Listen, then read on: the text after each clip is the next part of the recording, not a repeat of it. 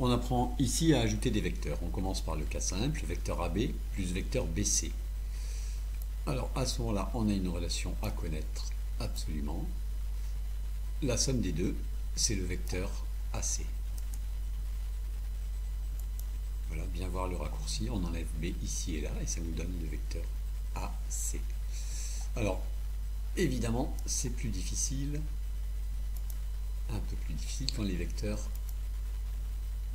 ne se touchent pas comme ici. Comment ajouter AB et CD? On sait qu'on peut recopier CD où on veut. Il a des représentants partout. Notamment, je peux représenter CD avec l'origine B. Le voici. Et du coup, que sera la somme AB plus CD?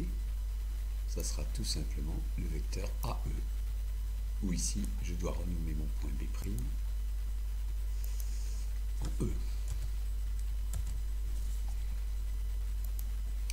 Alors, notons que la relation de Schall nous donne ceci, AB plus BB égale AB. J'enlève B ici. C'est-à-dire U plus vecteur nul égale U.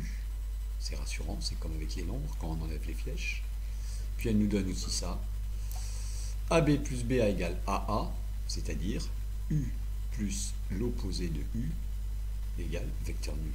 Là aussi, on retrouve une relation vue avec les nombres. Pour ajouter AB et CD, on a utilisé GeoGebra. Mais comment faire sans GeoGebra?